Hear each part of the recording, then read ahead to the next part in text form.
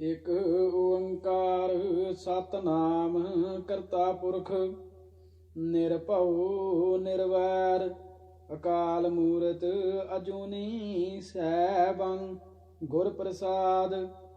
ਵਾਹਿਗੁਰੂ ਜੀ ਕਾ ਖਾਲਸਾ, ਵਾਹਿਗੁਰੂ ਜੀ ਕੀ ਫਤਿਹ। ਸਰਦਾਰ ਅਜਮੇਰ ਸਿੰਘ ਜੀ ਦੀ ਰਚਨਾ 20ਵੀਂ ਸਦੀ ਦੀ ਸਿੱਖ ਰਾਜਨੀਤੀ, ਭਾਗ 21ਵਾਂ। 1947 ਦੇ ਇਤਿਹਾਸਕ ਮੌਕਾ ਮੇਲ ਦੌਰਾਨ ਸਿੱਖਾਂ ਕੋ ਖੁੰਝਿਆ ਮੌਕਾ ਅਤੇ ਉਸ ਤੋਂ ਬਾਅਦ 1947 ਤੋਂ ਹਿੰਦੂ ਹਾਕਮਾਂ ਨੇ ਸਿੱਖ ਲੀਡਰਸ਼ਿਪ ਦੀ ਇਸ ਕਮਜ਼ੋਰ ਸਥਿਤੀ ਦਾ ਰੱਜ ਕੇ ਫਾਇਦਾ ਉਠਾਇਆ ਅਤੇ ਉਸ ਨੂੰ ਪੈਰ ਪੈਰ ਤੋਂ ਯਰਕਾਉਣ, ਲਿਫਾਉਣ ਤੇ ਬਲੈਕਮੇਲ ਕਰਨ ਦੇ ਯਤਨ ਕੀਤੇ ਗਏ। ਦੁੱਖ ਅਤੇ ਅਫਸੋਸ ਦੀ ਗੱਲ ਇਹ ਹੈ ਕਿ ਸਿਧਾਂਤਕ ਪੱਖੋਂ ਦੁਰਬਲ ਅਤੇ ਰਾਜਸੀ ਪੱਖ ਤੋਂ ਤੇਜ਼ਹੀਣ ਸਿੱਖ ਲੀਡਰਸ਼ਿਪ ਹਿੰਦੂ ਹਾਕਮਾਂ ਦੀਆਂ ਘੁਰਕੀਆਂ ਤੇ ਕੁਚਾਲਾਂ ਅੱਗੇ ਲਗਾਤਾਰ ਅਯੋਗ ਤੇ ਨਿਤਾਣੀ ਸਾਬਤ ਹੁੰਦੀ ਰਹੀ। ਆਜ਼ਾਦੀ ਤੋਂ ਬਾਅਦ ਮੁੱਢਲੇ ਸਾਲਾਂ ਅੰਦਰ ਭਾਰਤੀ ਰਾਜ ਅਜੇ ਇਸ ਕਦਰ ਮਜ਼ਬੂਤ ਨਹੀਂ ਸੀ ਹੋਇਆ। ਉੱਤਰ ਪੂਰਬੀ ਖਿੱਤੇ ਦੀਆਂ ਆਜ਼ਾਦੀ ਪਸੰਦ ਕੌਮੀਅਤਾਂ, ਖਾਸ ਕਰਕੇ ਨਾਗਿਆਂ ਨੇ ਭਾਰਤੀ ਰਾਜ ਦੀ ਚੌਧਰ ਮੰਨਣ ਤੋਂ ਖੁੱਲ੍ਹੇਆਮ ਇਨਕਾਰ ਕੀਤਾ ਹੋਇਆ ਸੀ ਅਤੇ ਉਹ ਆਪਣੀ ਵਿਰੋਧ ਅਤੇ ਮੁਕਤੀ ਦੀ ਜਦੋਜਹਿਦ ਜਾਰੀ ਰੱਖ ਰਹੇ ਸਨ। ਕਸ਼ਮੀਰੀ ਲੋਕਾਂ ਅੰਦਰ ਉਸਲ-ਵੱਟੇ ਲੈ ਰਹੀਆਂ ਆਜ਼ਾਦੀ ਦੀਆਂ ਭਾਵਨਾਵਾਂ ਤੇ ਪਾਕਿਸਤਾਨੀ ਦਖਲ ਅੰਦਾਜ਼ੀ ਸਦਕਾ ਭਾਰਤੀ ਹਾਕਮਾਂ ਨੂੰ ਕਸ਼ਮੀਰ ਅੰਦਰ ਆਪਣੇ ਪੈਰ ਜਮਾਉਣੇ ਮੁਸ਼ਕਲ ਹੋ ਰਹੇ ਸਨ। ਆਂਧਰਾ ਦੇ ਤੇਲੰਗਾਨਾ ਖੇਤਰ ਅੰਦਰ ਕਮਿਊਨਿਸਟਾਂ ਦੀ ਅਗਵਾਈ ਹੇਠ ਇੱਕ ਤਾਕਤਵਰ ਹਥਿਆਰਬੰਦ ਮੁਜ਼ਾਹਰਾ ਕਿਸਾਨ ਲਹਿਰ ਨੇ ਜਗੀਰੂ ਤਾਕਤਾਂ ਨੂੰ ਤਕੜਾ ਵਕਤ ਪਾ ਰੱਖਿਆ ਹੋਇਆ ਸੀ। ਦੱਖਣੀ ਰਾਜਾਂ, ਵਿਸ਼ੇਸ਼ ਕਰਕੇ ਤਾਮਿਲ ਲੋਕਾਂ, ਉੱਤਰੀ ਭਾਰਤ ਦੀਆਂ ਬ੍ਰਾਹਮਣਵਾਦੀ ਤਾਕਤਾਂ ਦੇ ਰਾਜਸੀ ਸੱਭਿਆਚਾਰਕ ਗਲਬੇ ਵਿਰੁੱਧ ਰੋਸ ਤੇ ਬੇਚੈਨੀ ਦੀ ਇੱਕ ਜ਼ੋਰਦਾਰ ਪਤਾਲ ਧਾਰਾ ਵਗ ਰਹੀ ਸੀ ਅਤੇ ਈਵੀ ਰਾਮਾਸਵਾਮੀ ਨਾਇਕਰ, ਜੋ ਬਾਅਦ ਵਿੱਚ ਪੈਰੀਅਰ ਦੇ ਨਾਂ ਹੇਠ ਮਸ਼ਹੂਰ ਹੋਇਆ, ਇਸ ਬ੍ਰਾਹਮਣਵਾਦ ਵਿਰੋਧੀ ਦਰਾਵੜ ਲਹਿਰ ਦਾ ਧੜੱਲੇਦਾਰ ਬੁਲਾਰਾ ਬਣ ਕੇ ਉੱਭਰਿਆ ਸੀ। ਅਜਿਹੀ ਹਾਲਤ ਦੇ ਸਨਮੁਖ ਚਾਹੀਦਾ ਤਾਂ ਇਹ ਸੀ ਕਿ ਅਕਾਲੀ ਲੀਡਰਸ਼ਿਪ ਅਜਿਹਾ ਪੈਂਤੜਾ ਅਖਤਿਆਰ ਕਰਦੀ ਜਿਸ ਨਾਲ ਭਾਰਤੀ ਰਾਜ ਦੀਆਂ ਬੁਨਿਆਦਾਂ ਨੂੰ ਵੱਧ ਤੋਂ ਵੱਧ ਖੋਰਾ ਲਾਇਆ ਜਾ ਸਕਦਾ, ਜਾਂ ਘੱਟੋ ਘੱਟ ਇਸ ਦੀ ਮਜ਼ਬੂਤੀ ਦੇ ਅਮਲ ਨੂੰ ਨਿਰ-ਉਤਸ਼ਾਹਿਤ ਕੀਤਾ ਜਾਂਦਾ। ਪਰ ਅਮਲ ਵਿੱਚ ਹੋਇਆ ਇਹ ਕਿ ਅਕਾਲੀ ਲੀਡਰਸ਼ਿਪ ਨੇ ਨਾ ਸਿਰਫ ਭਾਰਤੀ ਰਾਜ ਨੂੰ ਅੰਦਰੋਂ ਢਾਹ ਲਾ ਰਹੀਆਂ ਉਪਰੋਕਤ ਲਹਿਰਾਂ ਦੇ ਰੁਝਾਨਾਂ ਦੀ ਹਮਾਇਤ ਜਾਂ ਹਮਦਰਦੀ ਵਿੱਚ ਮੂੰਹ ਨਹੀਂ ਖੋਲ੍ਹਿਆ, ਸਗੋਂ ਆਪਣੀ ਵਿਚਾਰਧਾਰਕ ਕੰਗਾਲੀ ਤੇ ਤਵੱਸਬਾਂ ਕਰਕੇ ਆਮ ਤੌਰ ਤੇ ਇਹਨਾਂ ਲਹਿਰਾਂ ਪ੍ਰਤੀ ਨਾਕਾਰੀ ਰਵੱਈਆ ਅਖਤਿਆਰ ਕਰੀ ਰੱਖਿਆ। ਕਿਸੇ ਵੀ ਅਕਾਲੀ ਲੀਡਰ, ਵਿਦਵਾਨ ਜਾਂ MP ਵੱਲੋਂ ਇਹਨਾਂ ਲਹਿਰਾਂ ਤੇ ਰੁਝਾਨਾਂ ਦੇ ਪੱਖ ਵਿੱਚ ਲਿਖੇ ਜਾਂ ਬੋਲੇ ਇੱਕ ਵੀ ਸ਼ਬਦ ਦਾ ਨਮੂਨਾ ਦੇਖਣ ਨੂੰ ਨਹੀਂ ਮਿਲਦਾ। ਉਲਟਾ ਇਹਨਾਂ ਲਹਿਰਾਂ ਦੇ ਸਿੱਧੇ ਅਤੇ ਅਸਿੱਧੇ ਵਿਰੋਧ ਦੀਆਂ ਉਦਾਹਰਨਾਂ ਬਹੁਤ ਮਿਲ ਜਾਣਗੀਆਂ। ਇਹਨਾਂ ਲਹਿਰਾਂ ਨੂੰ ਕੁਚਲਣ ਵਿੱਚ ਭਾਰਤੀ ਫੌਜਾਂ ਅੰਦਰਲੇ ਸਿੱਖ ਤੱਤਾਂ ਨੇ ਸਭ ਤੋਂ ਵੱਧ ਸਰਗਰਮ ਭੂਮਿਕਾ ਨਿਭਾਈ। 1947 ਵਿੱਚ ਕਸ਼ਮੀਰ ਤੇ ਉੱਤਰ ਪੂਰਬੀ ਖਿੱਤੇ ਦੀਆਂ ਕੌਮੀਅਤਾਂ ਅੰਦਰ ਅਲਹਿਦਗੀ ਦੀਆਂ ਭਾਵਨਾਵਾਂ ਇੰਨੀਆਂ ਪ੍ਰਬਲ ਸਨ ਕਿ ਹਿੰਦੂ ਹਾਕਮਾਂ ਨੂੰ ਇਹਨਾਂ ਖੇਤਰਾਂ ਦੇ ਲੋਕਾਂ ਨੂੰ ਭਾਰਤੀ ਰਾਜ ਅੰਦਰ ਸ਼ਾਮਲ ਹੋਣ ਲਈ ਪ੍ਰੇਰਨ ਵਾਸਤੇ ਝੂਠ ਤੇ ਫਰੇਬ ਦੀ ਨੰਗੀ ਵਰਤੋਂ ਕਰਨੀ ਪੈ ਰਹੀ ਸੀ। ਅਲਹਿਦਗੀ ਦੀਆਂ ਰੁਚੀਆਂ ਪ੍ਰਗਟਾ ਰਹੀਆਂ ਇਹਨਾਂ ਕੌਮੀਅਤਾਂ ਨੂੰ ਪਤਿਆਉਣ ਵਾਸਤੇ ਜਵਾਹਰ ਲਾਲ ਨਹਿਰੂ ਨੂੰ 1947 ਵਿੱਚ ਖੁੱਲ੍ਹੇਆਮ ਇਹ ਗੱਲ ਕਹਿਣੀ ਪਈ ਸੀ ਕਿ ਬਾਕਾਇਦਾ ਰੂਪ 'ਚ ਬਣੇ ਉਸਰੇ ਕਿਸੇ ਖਿੱਤੇ ਵੱਲੋਂ ਭਾਰਤੀ ਫੈਡਰੇਸ਼ਨ ਜਾਂ ਯੂਨੀਅਨ ਨਾਲੋਂ ਅਲੱਹਦਾ ਹੋਣ ਦੇ ਅਧਿਕਾਰ ਦੀ ਗੱਲ ਅਕਸਰ ਕੀਤੀ ਜਾਂਦੀ ਹੈ। ਇਸ ਤਰ੍ਹਾਂ ਇੱਕ ਲੋੜੀਂਦਾ ਮਾਰਗ ਤੈਅ ਕੀਤਾ ਜਾ ਸਕਦਾ ਹੈ। ਇਹ ਕਹਿ ਲਓ ਕਿ ਆਜ਼ਾਦ ਭਾਰਤੀ ਰਾਜ ਦੀ ਸਥਾਪਨਾ ਤੋਂ 10 ਸਾਲਾਂ ਦੇ ਅਰਸੇ ਬਾਅਦ ਉਚਿਤ ਸੰਵਿਧਾਨਕ ਢੰਗ ਤਰੀਕਿਆਂ ਦੇ ਜ਼ਰੀਏ ਜਾਂ ਸੰਬੰਧਿਤ ਖੇਤਰ ਦੇ ਲੋਕਾਂ ਦੀ ਸਪਸ਼ਟ ਰੂਪ ਵਿੱਚ ਪ੍ਰਗਟ ਹੋਈ ਇੱਛਾ ਦੇ ਅਨੁਸਾਰ ਅਲੱਹਦਗੀ ਦੇ ਹੱਕ ਦੀ ਵਰਤੋਂ ਕੀਤੀ ਜਾ ਸਕਦੀ ਹੈ। ਨਹਿਰੂ ਦੇ ਇਸ ਕਥਨ ਦਾ ਇਹ ਅਰਥ ਕਦਾਚਿਤ ਨਹੀਂ ਕਿ ਉਹ ਇਮਾਨਦਾਰੀ ਨਾਲ ਹੀ ਇਸ ਤਰ੍ਹਾਂ ਸੋਚਦਾ ਸੀ। ਹਿੰਦੂ ਆਗੂਆਂ ਦੀ ਜੱਦੀ ਖਸਲਤ ਮੁਤਾਬਕ ਇਹ ਨਹਿਰੂ ਵੱਲੋਂ ਕਸ਼ਮੀਰ ਤੇ ਉੱਤਰੀ ਪੂਰਬੀ ਖਿੱਤੇ ਦੀਆਂ ਕੌਮੀਅਤਾਂ ਨੂੰ ਫਾਉਣ ਲਈ ਵਿਛਾਇਆ ਗਿਆ ਇੱਕ ਫਰੇਬੀ ਜਾਲ ਸੀ। ਇਸ ਦੀ ਅਸਲੀਅਤ ਉਦੋਂ ਉਜਾਗਰ ਹੋ ਗਈ ਜਦ ਭਾਰਤ ਵੱਲੋਂ ਆਜ਼ਾਦੀ ਹਾਸਲ ਕਰ ਲੈਣ ਤੋਂ 2 ਹਫ਼ਤੇ ਬਾਅਦ ਬਾਅਦ ਹੀ ਨਾਗਿਆਂ ਦਾ ਲੀਡਰ ਡਾਕਟਰ Z.A. ਫਿਜੋ ਦਿੱਲੀ ਆਇਆ ਅਤੇ ਉਸਨੇ ਗਾਂਧੀ ਤੇ ਜਿਨ੍ਹਾਂ ਨਾਲ ਮੁਲਾਕਾਤ ਕਰਕੇ ਆਪਣੇ ਪੱਖ ਦੀ ਜ਼ੋਰਦਾਰ ਵਕਾਲਤ ਕੀਤੀ। ਨਹਿਰੂ ਨੇ ਡਾਕਟਰ ਫਿਜੋ ਨੂੰ ਧਮਕੀ ਤੇ ਤਾੜਨਾ ਭਰੇ ਅੰਦਾਜ਼ ਵਿੱਚ ਸ਼ਰੇਆਮ ਇਹ ਸੁਣਵਾਈ ਕਰ ਦਿੱਤੀ ਕਿ ਅਸੀਂ ਤੁਹਾਨੂੰ ਪੂਰਨ ਖੁਦ ਮੁਖਤਿਆਰੀ ਤਾਂ ਦੇ ਸਕਦੇ ਹਾਂ, ਪਰ ਆਜ਼ਾਦੀ ਕਦਾਚਿਤ ਨਹੀਂ। ਤੁਸੀਂ ਆਜ਼ਾਦ ਹੋਣ ਦੀ ਕਦੇ ਵੀ ਉਮੀਦ ਨਹੀਂ ਕਰ ਸਕਦੇ। ਅਜਿਹੀਆਂ ਰੁਚੀਆਂ ਨੂੰ ਕੁਚਲਣ ਵਾਸਤੇ ਅਸੀਂ ਆਪਣੀ ਸਾਰੀ ਤਾਕਤ ਤੇ ਅਸਰ ਰਸੂਖ ਝੋਕ ਦੇਵਾਂਗੇ। ਇਸੇ ਦੌਰਾਨ ਪੇਰੀਅਰ EVR ਨੇ 4 ਦੱਖਣੀ ਕੌਮੀਅਤਾਂ ਤਾਮਿਲ, ਮਲਿਆਲੀ, ਕੰਨੜ, ਤੇਲਗੂ ਦੀ ਵੱਖਰੀ ਫੈਡਰੇਸ਼ਨ ਦਾ ਨਾਅਰਾ ਉਭਾਰਨਾ ਸ਼ੁਰੂ ਕਰ ਦਿੱਤਾ ਸੀ ਅਤੇ ਤਾਮਿਲਨਾਡੂ ਅੰਦਰ ਖੁੱਲ੍ਹੇਆਮ ਅਲੱਹਦਗੀ ਦੀ ਪ੍ਰਚਾਰ ਮੁਹਿੰਮ ਛੇੜ ਦਿੱਤੀ ਸੀ। ਉਦੋਂ ਭਾਰਤੀ ਸੰਵਿਧਾਨ ਦੀ 19ਵੀਂ ਧਾਰਾ ਅਨੁਸਾਰ ਕਿਸੇ ਵੀ ਪਾਰਟੀ ਜਾਂ ਵਿਅਕਤੀ ਨੂੰ ਭਾਰਤ ਨਾਲੋਂ ਵੱਖ ਹੋਣ ਦੇ ਵਿਚਾਰ ਦਾ ਪ੍ਰਚਾਰ ਕਰਨ ਦਾ ਹੱਕ ਹਾਸਲ ਸੀ। ਪੇਰੀਅਰ ਨੇ 1958 ਵਿੱਚ ਮਦਰਾਸ ਵਿਖੇ ਇੱਕ ਵਿਸ਼ਾਲ ਰੈਲੀ ਅੰਦਰ ਤਾਮਿਲ ਵੱਖਵਾਦ ਦੇ ਪੱਖ ਅੰਦਰ ਖੁੱਲ੍ਹੇਆਮ ਭਾਰਤੀ ਸੰਵਿਧਾਨ ਨੂੰ ਅੱਗ ਲਾ ਕੇ ਸਾੜਿਆ ਸੀ। ਪੇਰੀਅਰ ਨੂੰ ਆਪਣੇ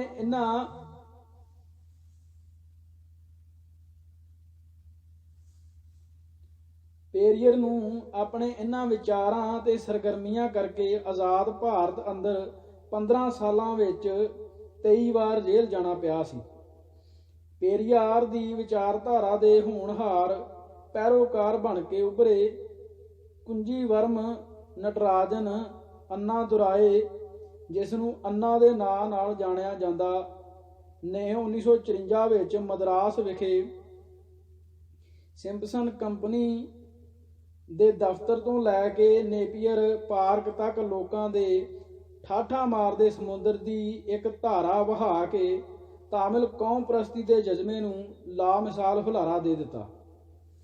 ਅੰਨਾ ਦੁਆਰਾ ਬਣਾਈ DMK ਨਾਂ ਦੀ ਤਾਮਿਲ ਜਥੇਬੰਦੀ ਨੇ 1957 ਦੀਆਂ ਆਮ ਚੋਣਾਂ ਦੌਰਾਨ ਵੱਖਰੇ ਤਾਮਿਲਨਾਡੂ ਦੇ ਨਾਹਰੇ ਹੇਠ ਅਸੈਂਬਲੀ ਚੋਣਾਂ ਅੰਦਰ ਤਕੜੀ ਸਫਲਤਾ ਹਾਸਲ ਕਰ ਲਈ।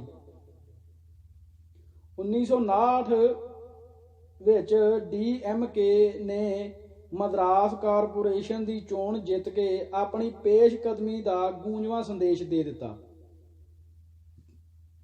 1962 ਵਿੱਚ ਅੰਨਾ ਦੁਰਾਏ ਨੇ ਰਾਜ ਸਭਾ ਦੇ ਮੈਂਬਰ ਬਣਨ ਉਪਰੰਤ ਰਾਸ਼ਟਰਪਤੀ ਦੇ ਭਾਸ਼ਣ ਉੱਤੇ ਧੰਨਵਾਦ ਦੇ ਮਤੇ ਤੇ ਬੋਲਦਿਆਂ ਆਪਣੇ ਵੱਖਵਾਦੀ ਵਿਚਾਰਾਂ ਦੀ ਡਟਵੀਂ ਵਕਾਲਤ ਕੀਤੀ। ਉਸਨੇ ਨਿਧੜਕ ਹੋ ਕੇ ਕਿਹਾ, ਮੈਂ ਵੱਖਰੇ ਦਰਾਵੜ ਨਾਡੂ ਦੀ ਵਕਾਲਤ ਕਰਦਾ ਹਾਂ, ਕਿਉਂਕਿ ਜੇਕਰ ਇਹ ਵੱਖਰਾ ਦੇਸ਼ ਬਣ ਜਾਂਦਾ ਹੈ ਤਾਂ ਅਸੀਂ ਆਰਥਿਕ ਤੌਰ ਤੇ ਵਧੇਰੇ ਅਸਰਦਾਰ ਢੰਗ ਨਾਲ ਤਰੱਕੀ ਦੀਆਂ ਮੰਜ਼ਿਲਾਂ ਸਰ ਕਰ ਸਕਾਂਗੇ ਅਤੇ ਸਮਾਜੀ ਪੁਨਰ ਉਥਾਨ ਵੀ ਵਧੇਰੇ ਹਿਤਕਾਰੀ ਹੋਵੇਗਾ। ਜੂਨ 1962 ਵਿੱਚ ਅੰਨਾ ਨੇ ਰਾਜ ਸਭਾ ਅੰਦਰ ਵਿੱਤ ਮੰਤਰੀ ਦੀ ਤਕਰੀਰ ਉੱਤੇ ਬੋਲਦਿਆਂ ਲਲਕਾਰ ਕੇ ਇਹ ਗੱਲ ਆਖੀ ਕਿ ਮੈਂ ਜਿਹੜੇ ਮਿਸ਼ਨ ਨੂੰ ਪ੍ਰਣਾਇਆ ਹੋਇਆ ਹਾਂ ਉਸ ਤੋਂ ਮੈਨੂੰ ਨਾ ਤਾਂ ਤੋਪਾਂ ਰੋਕ ਸਕਦੀਆਂ ਹਨ ਅਤੇ ਨਾ ਤਿਰਸਕਾਰ। ਇਸ ਬਾਰੇ ਕੋਈ ਸਮਝੌਤਾ ਨਹੀਂ ਹੋ ਸਕਦਾ। ਭਾਵੇਂ ਇਸ ਤੋਂ ਥੋੜ੍ਹਾ ਚਿਰ ਬਾਅਦ ਹੀ ਅਕਤੂਬਰ 1962 ਦੀ ਭਾਰਤ ਚੀਨ ਜੰਗ ਮੌਕੇ ਹਿੰਦੂ ਹਾਕਮਾਂ ਵੱਲੋਂ ਝੁਲਾਏ ਭਾਰਤੀ ਕੌਮ ਪ੍ਰਸਤੀ ਦੇ ਝੱਖੜ ਅੱਗੇ ਅੰਨਾ ਦੁਰਾਏ ਦੇ ਕਦਮ ਲੜਖੜਾ ਗਏ।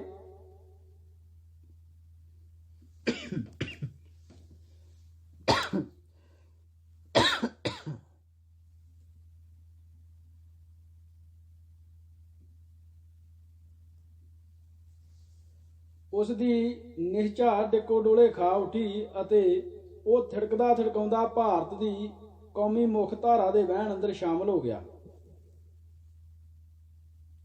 ਜਿਸ ਸਦਕਾ ਸਮੇਂ ਨਾਲ ਦਰਾਵੜ ਲਹਿਰ ਦੀ ਬ੍ਰਾਹਮਣਵਾਦ ਵਿਰੋਧੀ ਧਾਰ ਖੁੰਡੀ ਹੁੰਦੀ ਚਲੀ ਗਈ। ਪਰੰਤੂ ਦਰਾਵੜ ਲਹਿਰ ਵੱਲੋਂ ਬ੍ਰਾਹਮਣ ਸ਼ਾਹੀ ਨੂੰ ਦਿੱਤੀ ਚੁਣੌਤੀ ਵੱਡੀ ਸਿਧਾਂਤਕ ਅਤੇ ਰਾਜਸੀ ਅਹਿਮੀਅਤ ਰੱਖਦੀ ਸੀ। ਬੜੇ ਅਫਸੋਸ ਦੀ ਗੱਲ ਹੈ, ਇਹ ਅਕਾਲੀ ਆਗੂ ਅਤੇ ਸਿੱਖ ਵਿਦਵਾਨ ਇਸ ਲਹਿਰ ਦੀ ਅਹਿਮੀਅਤ ਅਤੇ ਇਸ ਅੰਦਰ ਮੌਜੂਦ ਅਸੀਮ ਸੰਭਾਵਨਾਵਾਂ ਦਾ ਥਾਹ ਨਾ ਪਾ ਸਕੇ।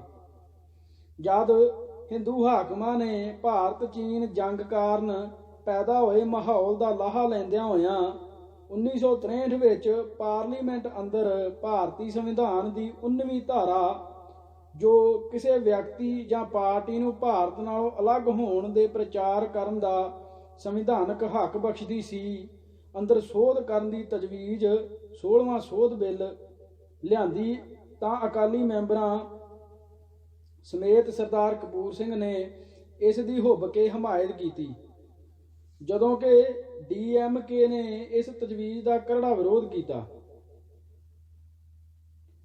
ਇੱਥੇ ਸਵਾਲ ਇਹ ਨਹੀਂ ਕਿ ਸਿੱਖ ਭਾਰਤ ਨਾਲੋਂ ਅਲੱਗ ਹੋਣਾ ਚਾਹੁੰਦੇ ਸਨ ਜਾਂ ਨਹੀਂ, ਜਾਂ ਉਹਨਾਂ ਨੂੰ ਅਲੱਗ ਹੋਣਾ ਚਾਹੀਦਾ ਸੀ ਜਾਂ ਨਹੀਂ। ਜੇਕਰ ਸਿੱਖ ਭਾਈਚਾਰਾ ਤੇ ਉਸ ਦੇ ਆਗੂ ਇਹ ਸਮਝਦੇ ਸਨ ਕਿ ਸਿੱਖ ਪੰਥ ਦਾ ਭਲਾ ਭਾਰਤ ਨਾਲ ਜੁੜੇ ਰਹਿਣ ਵਿੱਚ ਹੀ ਹੈ, ਇਸ ਨਾਲੋਂ ਅਲੱਗ ਹੋਣ ਵਿੱਚ ਨਹੀਂ, ਤਾਂ ਉਹਨਾਂ ਨੂੰ ਅਜਿਹਾ ਸੋਚਣ ਦਾ ਪੂਰਾ ਅਧਿਕਾਰ ਸੀ ਤੇ ਹੈ। ਪਰ ਮਸਲਾ ਸਿੱਖ ਭਾਈਚਾਰੇ ਦਾ ਹੀ ਨਹੀਂ ਸੀ, ਮਸਲਾ ਉਹਨਾਂ ਕੌਮੀਅਤਾਂ ਦੇ ਜਮਹੂਰੀ ਹੱਕ ਦਾ ਸੀ ਜੋ ਭਾਰਤ ਨਾਲੋਂ ਅਲੱਗ ਹੋਣ ਦੀ ਇੱਛਾ ਰੱਖਦੀਆਂ ਸਨ। ਸਿੱਖ ਲੀਡਰਸ਼ਿਪ ਵੱਲੋਂ ਕਸ਼ਮੀਰ ਅਤੇ ਉੱਤਰ ਪੂਰਬੀ ਖਿੱਤੇ ਦੀਆਂ ਕੌਮਾਂ ਦੇ ਆਪਣੀ ਹੋਣੀ ਖੁਦ ਨਿਰਧਾਰਤ ਕਰਨ ਦੇ ਜਮਹੂਰੀ ਹੱਕ ਉੱਤੇ ਧਾੜਾ ਮਾਰਨ ਵਿੱਚ ਹਿੰਦੂ ਹਾਕਮਾਂ ਦਾ ਸਰਗਰਮੀ ਨਾਲ ਹੱਥ ਵਟਾਉਣਾ ਇੱਕ ਗੈਰ ਜਮਹੂਰੀ ਕਰਮ ਸੀ। ਇਹ ਕਰਮ ਤਿੰਨ ਪੱਖਾਂ ਤੋਂ ਗਲਤ ਬਣਦਾ ਹੈ। ਇੱਕ, ਆਜ਼ਾਦੀ ਤੇ ਸੁਤੰਤਰਤਾ ਦੇ ਅਜੋਕੇ ਤਹਿਜ਼ੀਬ ਯਾਫਤਾ ਯੁੱਗ ਅੰਦਰ ਕਿਸੇ ਕੌਮੀ ਭਾਈਚਾਰੇ ਨੂੰ ਤਾਕਤ ਤੇ ਜ਼ੋਰ ਦੁਬੇਲ ਬਣਾ ਕੇ ਰੱਖਣ ਦੀ ਕਾਰਵਾਈ ਕੌਮਾਂਤਰੀ ਪੱਧਰ ਤੇ ਪ੍ਰਵਾਨਿਤ ਜਮਹੂਰੀ ਨਿਯਮਾਂ ਦੀ ਸਿੱਧੀ ਉਲੰਘਣਾ ਹੈ। ਦੂਜੇ, ਇੱਕ ਘੱਟ ਗਿਣਤੀ ਵਰਗ ਵੱਲੋਂ ਬਹੁ ਗਿਣਤੀ ਵਰਗ ਨੂੰ ਜਾਬਰ ਅਧਿਕਾਰਾਂ ਨਾਲ ਲੈਸ ਕਰਨ ਵਿੱਚ ਸਹਾਈ ਹੋਣਾ ਸਾਧਾਰਨ ਤੌਰ ਤੇ ਹੀ ਸਿਆਣਪ ਰਹਿਤ ਕਰਮ ਸਮਝਿਆ ਜਾਂਦਾ ਹੈ, ਕਿਉਂਕਿ ਕੌਣ ਜਾਣੇ ਕਦ ਘੱਟ ਗਿਣਤੀ ਵਰਗ ਨੂੰ ਜਿੰਨਾ ਜਾਬਰ ਅਧਿਕਾਰਾਂ ਦਾ ਖੁਦ ਹੀ ਸ਼ਿਕਾਰ ਹੋਣਾ ਪੈ ਜਾਵੇ।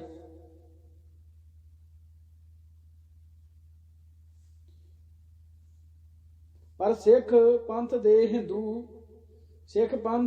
ਹਿੰਦੂ ਵਰਗ ਦਾ ਮਾਮਲਾ ਤਾਂ ਕੋਈ ਸਾਧਾਰਨ ਘੱਟ ਗਿਣਤੀ ਬਹੁ ਗਿਣਤੀ ਵਰਗ ਦਾ ਮਾਮਲਾ ਨਹੀਂ।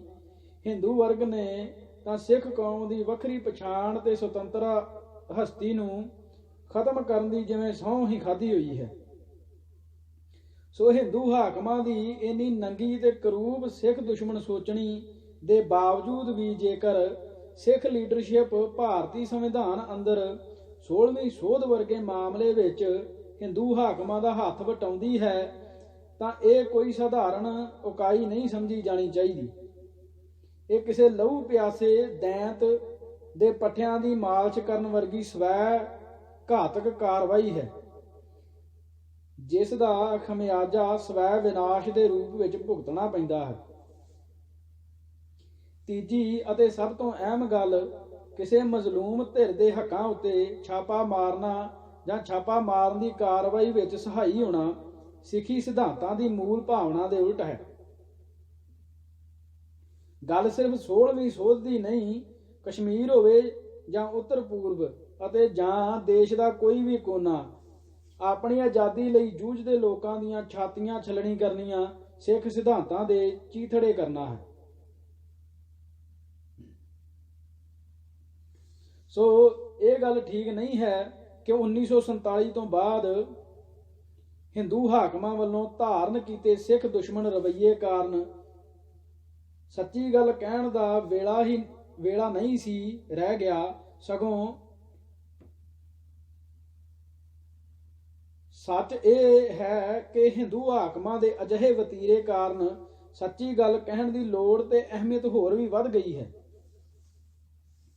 ਇੱਥੇ ਦੋ ਗੱਲਾਂ ਚੇਤੇ ਰੱਖਣੀਆਂ ਜ਼ਰੂਰੀ ਹਨ। ਇੱਕ ਇਹ ਕਿ ਆਜ਼ਾਦੀ ਕਦੇ ਵੀ ਸਸਤੇ ਭਾਅ ਨਹੀਂ ਮਿਲਿਆ ਕਰਦੀ, ਇਸ ਦੇ ਲਈ ਹਮੇਸ਼ਾ ਹੀ ਮਹਿੰਗੀ ਕੀਮਤ ਤਾਰਨੀ ਪੈਂਦੀ ਹੈ। ਖਾਸ ਕਰਕੇ ਖਾਲਸਾ ਪੰਥ ਵਰਗੀ ਜਿਸ ਕੌਮ ਨੂੰ ਇਤਿਹਾਸ ਨੇ ਕੁਝ ਜ਼ਿਆਦਾ ਹੀ ਨਾਗਵਾਰ ਹਾਲਤਾਂ ਦੇ ਵੱਸ ਪਾ ਦਿੱਤਾ ਹੋਵੇ, ਉਸ ਨੂੰ ਆਜ਼ਾਦੀ ਦੀ ਔਸਤ ਨਾਲੋਂ ਵੱਧ ਕੀਮਤ ਅਦਾ ਕਰਨ ਲਈ ਤਿਆਰ ਰਹਿਣਾ ਚਾਹੀਦਾ ਹੈ। ਦੂਜੀ ਗੱਲ, ਬੇਲੋੜੇ ਨੁਕਸਾਨ ਤੋਂ ਹਰ ਸੂਰਤ ਬਚਾਅ ਕਰਨਾ ਚਾਹੀਦਾ ਹੈ, ਜਿਸ ਦਾ ਭਾਵ ਇਹ ਕਿ ਸੰਘਰਸ਼ ਦੀ ਕਾਰਜ ਸੇਧ ਤੈਅ ਕਰਨ ਅਤੇ ਇਸ ਦੀ ਰੂਪ ਰੇਖਾ ਉਲੀਕਣ ਵੇਲੇ ਹਮੇਸ਼ਾ ਹੀ ਵਧੇਰੇ ਸੰਜੀਦਗੀ, ਸੰਯਮ ਤੇ ਸਿਆਣਪ ਤੋਂ ਕੰਮ ਲੈਣਾ ਚਾਹੀਦਾ ਹੈ। ਅਮਲੀ ਟੀਚੇ, ਉਦੇਸ਼ ਤੇ ਪੈਂਤੜੇ ਤੈਅ ਕਰਨ ਲੱਗਿਆਂ ਪੈਰ ਜ਼ਮੀਨ ਤੇ ਅਤੇ ਨਜ਼ਰਾਂ ਮੰਜ਼ਿਲ ਤੇ ਟਿਕੀਆਂ ਹੋਣੀਆਂ ਚਾਹੀਦੀਆਂ ਹਨ। ਅਕਾਲੀ ਲੀਡਰਸ਼ਿਪ ਨੇ ਨਾਗਵਾਰ ਹਾਲਤਾਂ ਦੇ ਬਹਾਨੇ ਜੋ ਵੱਡਾ ਗੁਨਾਹ ਕੀਤਾ ਉਹ ਇਹ ਕਿ ਉਸਨੇ ਮੰਜ਼ਿਲ ਨੂੰ ਹੀ ਮਨੋਂ ਭੁਲਾ ਦਿੱਤਾ। ਜਦ ਮੰਜ਼ਿਲ ਹੀ ਭੁੱਲ ਗਈ ਤਾਂ ਰਸਤੇ ਦੀ ਦਿਸ਼ਾ ਦਾ ਕੋਈ ਠੀਹਾ ਨਹੀਂ ਰਿਹਾ। ਸਿੱਟੇ ਵਜੋਂ ਸਾਰੇ ਅਮਲ, ਸਾਰੀ ਸਰਗਰਮੀ ਨਾ ਸਿਰਫ ਦਿਸ਼ਾ ਵਿਹੂਣੀ ਹੋ ਕੇ ਰਹਿ ਗਈ, ਸਗੋਂ ਕਈ ਵੇਰਾਂ ਉਲਟ ਦਿਸ਼ਾਵੀ ਵੀ ਹੋ ਨਿਬੜੀ। ਪੰਜਾਬੀ ਸੂਬੇ ਦੇ ਮਸਲੇ ਤੇ ਅਕਾਲੀ ਲੀਡਰਸ਼ਿਪ ਵੱਲੋਂ ਕੱਟਿਆ ਸਿਧਾਂਤਕ ਮੋੜਾ ਕੁਝ ਅਜਿਹੀ ਹੀ ਦੁਰਘਟਨਾ ਹੋ ਗੁਜ਼ਰਿਆ ਹੈ। ਸਿਰਲੇਖ ਹਿੰਦੂ ਪ੍ਰਤੀਕਰਮ।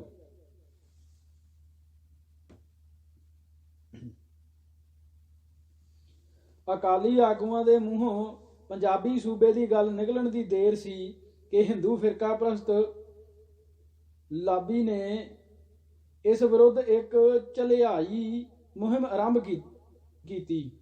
ਇਹ ਕਾਰਜ ਉਹਨਾਂ ਜੰਗ ਦੀ ਪੱਧਰ ਤੇ ਨਜਿੱਠਿਆ।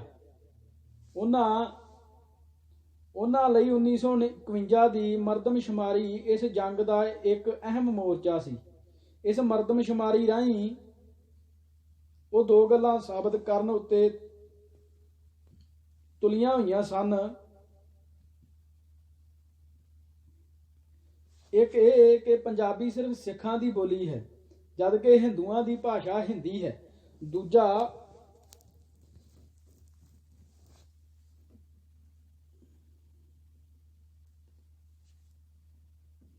ਦੂਜਾ ਇਹ ਕਿ ਖੁਦ ਪੰਜਾਬੀ ਬੋਲਦੇ ਇਲਾਕਿਆਂ ਅੰਦਰ ਵੀ ਪੰਜਾਬੀ ਸੂਬੇ ਦੀ ਮੰਗ ਦਾ ਸਮਾਜਿਕ ਆਧਾਰ ਸੀਮਿਤ ਹੈ। ਇਸ ਜੰਗ ਵਿੱਚ ਹਿੰਦੂ ਤਾਕਤਾਂ ਲਈ ਪੰਜਾਬ ਦਾ ਦਲਿਤ ਭਾਈਚਾਰਾ ਯੁੱਧ ਨੀਤਕ ਅਹਿਮੀਅਤ ਰੱਖਦਾ ਸੀ। ਦਲਿਤ ਭਾਈਚਾਰੇ ਨੂੰ ਸਿੱਖੀ ਅਤੇ ਪੰਜਾਬੀ ਤੋਂ ਦੂਰ ਕਰਨਾ ਹਿੰਦੂ ਤਾਕਤਾਂ ਦੀ ਯੁੱਧ ਨੀਤਕ ਵਿਉਂਤ ਦਾ ਅਹਿਮ ਹਿੱਸਾ ਸੀ। ਵਿਧਾਨ ਸਾਜ ਅਸੈਂਬਲੀ ਦੀ ਘੱਟ ਗਿਣਤੀਆਂ ਲਈ ਮਸ਼ਵਰਾ ਕਮੇਟੀ ਵੱਲੋਂ ਰਿਜ਼ਰਵੇਸ਼ਨ ਦੀ ਰਿਆਇਤ ਸਿਰਫ ਹਿੰਦੂ ਦਲਿਤ ਵਰਗ ਤੱਕ ਸੀਮਿਤ ਕਰਨ ਅਤੇ ਸਿੱਖ ਤੇ ਈਸਾਈ ਦਲਿਤ ਵਰਗਾਂ ਨੂੰ ਇਸ ਰਿਆਇਤ ਤੋਂ ਵਾਂਝਿਆਂ ਰੱਖਣ ਬਾਰੇ ਲਿਆ ਗਿਆ ਫੈਸਲਾ 11 ਮਈ 1949 ਇਸੇ ਯੁੱਧ ਨੀਤਿਕ ਵਿਉਂਤ ਦੀ ਇੱਕ ਕੜੀ ਸੀ। ਸਿੱਖਾਂ ਦੀ ਗਿਣਤੀ ਅਤੇ ਤਾਕਤ ਵਿੱਚ ਵਾਧਾ ਹਿੰਦੂ ਤਾਕਤਾਂ ਅੰਦਰ ਹਮੇਸ਼ਾ ਹੀ ਅੰਤਰੀਵ ਭੈ ਅਤੇ ਉਪਰਾਮਤਾ ਪੈਦਾ ਕਰਦਾ ਆਇਆ ਹੈ। ਸਿੱਖ ਦਲਿਤ ਵਰਗ ਨੂੰ ਰਿਜ਼ਰਵੇਸ਼ਨ ਦੀਆਂ ਰਿਆਇਤਾਂ ਤੋਂ ਵਾਂਝਿਆਂ ਕਰਕੇ ਉਹ ਦਲਿਤ ਭਾਈਚਾਰੇ ਦੇ ਸਿੱਖੀ ਵੱਲ ਪ੍ਰੇਰਿਤ ਹੋਣ ਦੇ ਰੁਝਾਨ ਨੂੰ ਪੱਕੇ ਤੌਰ ਤੇ ਮੂੰਦਾ ਲਾਉਣ ਅਤੇ ਪਹਿਲਾਂ ਹੀ ਸਿੱਖ ਭਾਈਚਾਰੇ ਦਾ ਅੰਗ ਬਣ ਚੁੱਕੇ ਦਲਿਤ ਹਿੱਸਿਆਂ ਨੂੰ ਮੁੜ ਹਿੰਦੂ ਧਾਰਾ ਅੰਦਰ ਖਿੱਚ ਲਿਆਉਣ ਦੀ ਸੋਚ ਧਾਰ ਕੇ ਚੱਲ ਰਹੀਆਂ ਹਨ। 1951 ਦੀ ਮਰਦਮਸ਼ੁਮਾਰੀ ਉਹਨਾਂ ਲਈ ਇੱਕ ਸੁਨਹਿਰੀ ਮੌਕਾ ਸੀ ਅਤੇ ਉਹਨਾਂ ਇਸ ਮੌਕੇ ਦਾ ਰੱਜ ਕੇ ਫਾਇਦਾ ਉਠਾਉਣ ਵਿੱਚ ਕੋਈ ਢਿੱਲ ਨਹੀਂ ਰਹਿਣ ਦਿੱਤੀ। ਹਿੰਦੂ ਫਿਰਕਾ ਪ੍ਰਸਤ ਤਾਕਤਾਂ ਨੇ ਪੰਜਾਬ ਦੇ ਗੈਰ ਸਿੱਖ ਦਲਿਤ ਭਾਈਚਾਰੇ ਨੂੰ ਆਪਣੇ ਪੰਜਾਬੀ ਵਿਰੋਧੀ ਪ੍ਰਚਾਰ ਯੁੱਧ ਦਾ ਚੋਣਵਾਂ ਨਿਸ਼ਾਨਾ ਬਣਾਇਆ। ਦਲਿਤ ਭਾਈਚਾਰੇ ਨੂੰ ਨਾ ਸਿਰਫ ਪੰਜਾਬੀ ਤੋਂ ਬੇਮੁਖ ਹੋਣ ਲਈ ਉਕਸਾਇਆ ਗਿਆ, ਸਗੋਂ ਉਸ ਅੰਦਰ ਸਿੱਖ ਵਿਰੋਧੀ ਭਾਵਨਾਵਾਂ ਪੈਦਾ ਕਰਨ ਦੇ ਸਿਰ ਤੋੜ ਯਤਨ ਕੀਤੇ ਗਏ। ਇਸ ਅਮਲ ਦੌਰਾਨ ਦਲਿਤ ਭਾਈਚਾਰੇ ਅੰਦਰਲੇ ਕੁਝ ਤੱਤ ਸਿੱਖ ਵਿਰੋਧੀ ਫਿਰਕੂ ਰਾਜਨੀਤੀ ਦੇ ਪ੍ਰਮੁੱਖ ਵਾਹਕ ਬਣ ਕੇ ਉੱਭਰੇ। ਇਸ ਪ੍ਰਸੰਗ ਅੰਦਰ ਮਾਸਟਰ ਗੁਰਬੰਤਾ ਸਿੰਘ ਤੇ ਬਾਬਾ ਪ੍ਰਿਥਵੀ ਸਿੰਘ ਆਜ਼ਾਦ ਦੇ ਨਾਂ ਖਾਸ ਤੌਰ ਤੇ ਵਰਣਨਯੋਗ ਹਨ।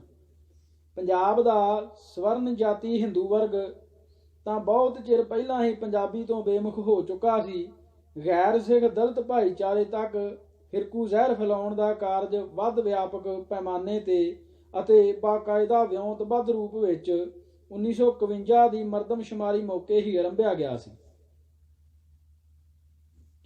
ਇਸ ਮਾਮਲੇ ਵਿੱਚ ਹਿੰਦੂ ਤਾਕਤਾਂ ਨੂੰ ਆਪਣੇ ਫਿਰਕੂ ਮਨਸੂਬਿਆਂ ਵਿੱਚ ਤਕੜੀ ਸਫਲਤਾ ਹਾਸਲ ਹੋ ਜਾਣ ਦੀ ਇੱਕ ਅਹਿਮ ਵਜ੍ਹਾ ਇਹ ਵੀ ਸੀ ਕਿ ਸਿੱਖ ਸਮਾਜ ਤੇ ਰਾਜਨੀਤੀ ਉੱਤੇ ਅਜਿਹੀਆਂ ਤਾਕਤਾਂ ਦਾ ਗਲਬਾ ਸੀ ਜੋ ਆਪਣੇ ਆਰਥਿਕ ਹਿੱਤਾਂ, ਸਮਾਜੀ ਵਰਤਾਓ ਤੇ ਵਿਚਾਰਧਾਰਕ ਝੁਕਾਵਾਂ ਪੱਖੋਂ ਦਲਿਤ ਵਿਰੋਧੀ ਪ੍ਰਭਾਵ ਦਿੰਦੀਆਂ ਸਨ।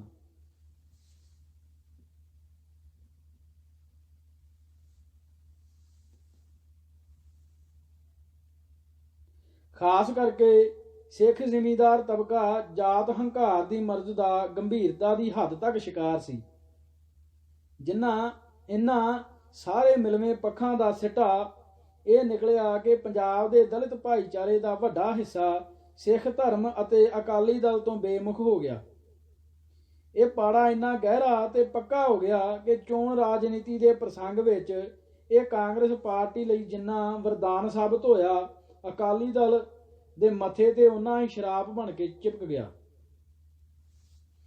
ਪੰਜਾਬੀ ਸੂਬੇ ਦੀ ਮੰਗ ਵਿਰੁੱਧ ਹਿੰਦੂ ਪ੍ਰਤੀਕਰਮ ਬਾਰੇ ਜੋ ਆਮ ਇਹ ਧਾਰਨਾ ਬਣੀ ਹੋਈ ਹੈ ਕਿ ਪੰਜਾਬ ਦੇ ਹਿੰਦੂ ਵਰਗ ਦਾ ਅਸੁਰੱਖਿਆ ਦੀ ਭਾਵਨਾ ਚੋਂ ਨਿਕਲਿਆ ਬਚਾਓਵਾਦੀ ਪੈਂਤੜਾ ਸੀ, ਉੱਕਾ ਹੀ ਗਲਤ ਅਤੇ ਭੁਲੇਖਾ ਪਾਊ ਹੈ। ਇੱਕ ਤਾਂ ਇਹੀ ਗੱਲ ਠੀਕ ਨਹੀਂ ਕਿ ਇਹ ਪ੍ਰਤੀਕਰਮ ਸਿਰਫ ਪੰਜਾਬੀ ਹਿੰਦੂ ਵਰਗ ਤੱਕ ਸੀਮਿਤ ਸੀ। ਇਸ ਵਿਰੋਧ ਅੰਦਰ ਪੰਜਾਬੀ ਹਿੰਦੂ ਨੂੰ ਉੱਤਰੀ ਭਾਰਤ ਦੀ ਸਮੁੱਚੀ ਹਿੰਦੂ ਲਾਬੀ ਦਾ ਸਰਗਰਮ ਸਹਿਯੋਗ ਤੇ ਹਮਾਇਤ ਹਾਸਲ ਸੀ। ਆਰੀਆ ਸਮਾਜੀ ਵਿਚਾਰਧਾਰਾ ਤੋਂ ਪ੍ਰੇਰਿਤ ਹਿੰਦੂ ਅੰਸਰ ਜਿੱਥੇ ਵੀ ਬੈਠਦਾ ਸੀ ਜਾਂ ਜਿੱਥੇ ਵੀ ਬੈਠਾ ਸੀ, ਸਰਕਾਰ ਵਿੱਚ, ਅਫਸਰਸ਼ਾਹੀ ਵਿੱਚ, ਅਕਾਦਮਿਕ ਜਾਂ ਪੱਤਰਕਾਰੀ ਵਿੱਚ, ਉਹ ਇਸ ਲੜਾਈ ਅੰਦਰ ਆਪਣਾ ਭਰਪੂਰ ਯੋਗਦਾਨ ਪਾ ਰਿਹਾ ਸੀ। ਇਹ ਸਿਰਫ ਜਲੰਧਰ ਦੀ ਮਹਾਸ਼ਾ ਪ੍ਰੈਸ ਹੀ ਨਹੀਂ ਸੀ ਜਿਸ ਨੂੰ ਫਿਰਕਾ ਪ੍ਰਸਤੀ ਦਾ ਝੱਲ ਕੁੱਦਿਆ ਹੋਇਆ ਸੀ। ਟ੍ਰਿਬਿਊਨ ਅਤੇ ਦਿੱਲੀ ਦੀ ਨੈਸ਼ਨਲ ਕਹੀ ਜਾਣ ਵਾਲੀ ਪ੍ਰੈਸ ਵੱਲੋਂ ਇਸ ਫਿਰਕੂ ਜੰਗ ਅੰਦਰ ਬਰਾਬਰ ਦੀ ਸਰਗਰਮ ਭੂਮਿਕਾ ਨਿਭਾਈ ਜਾ ਰਹੀ ਸੀ।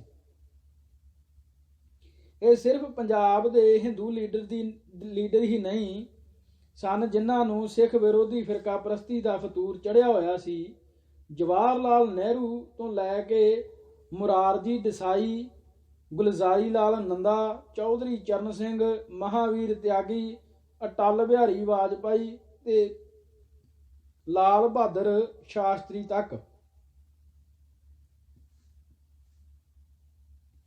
ਸਭ ਪੰਜਾਬੀ ਸੂਬੇ ਦੀ ਵਿਰੋਧਤਾ ਇੱਕੋ ਜਿਹੇ ਜਨੂੰਨ ਨਾਲ ਕਰਦੇ ਸਨ। ਦੂਜੀ ਅਹਿਮ ਗੱਲ ਇਹ ਕਿ ਹਿੰਦੂ ਵਰਗ ਵੱਲੋਂ ਇਹ ਲੜਾਈ ਅਸੁਰੱਖਿਆ ਦੀ ਭਾਵਨਾ ਚੋਂ ਨਹੀਂ, ਫਿਰਕੂ ਭਾਵਨਾ ਚੋਂ ਲੜੀ ਜਾ ਰਹੀ ਸੀ ਅਤੇ ਬਚਾਓ ਦੇ ਪੱਖ ਤੋਂ ਨਹੀਂ, ਹਮਲਾਵਰ ਪੈਂਤੜੇ ਤੋਂ ਲੜੀ ਜਾ ਰਹੀ ਸੀ, ਜਿਸ ਦਾ ਉਪਦੇਸ਼ ਆਪਾ ਬਚਾਉਣਾ ਨਹੀਂ, ਸਗੋਂ ਸਿੱਖ ਕੌਮ ਦੀ ਸੁਤੰਤਰ ਹਸਤੀ ਨੂੰ ਮਲੀਆਮੇਟ ਕਰਕੇ ਹਿੰਦੂਵਾਦ ਅੰਦਰ ਜਜ਼ਬ ਕਰਨਾ ਸੀ। ਸਿਰਲੇਖ ਜਾਨਦਾਰ ਉਭਾਰ ਤੇ ਬੱਜਰ ਭੁੱਲਾਂ।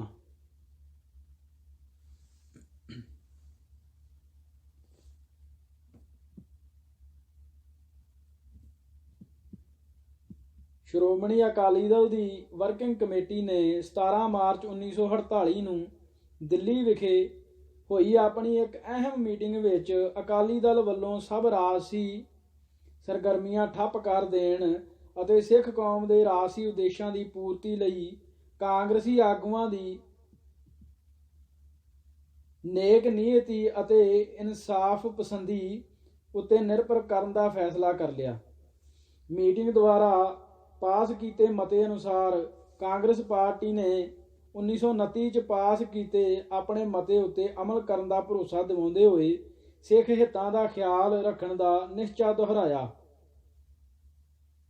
ਅਤੇ ਘੱਟ ਗਿਣਤੀਆਂ ਬਾਰੇ ਕਮੇਟੀ ਦੀ ਉੱਚ ਪੱਧਰੀ ਸਬ ਕਮੇਟੀ ਵਿੱਚ ਡਾਕਟਰ ਰਾਜਿੰਦਰ ਪ੍ਰਸਾਦ, ਪੰਡਿਤ ਨਹਿਰੂ ਤੇ ਸਰਦਾਰ ਪਟੇਲ ਜਿਹੇ ਜ਼ਿੰਮੇਵਾਰ ਨੇਤਾ ਸ਼ਾਮਲ ਕੀਤੇ ਹਨ,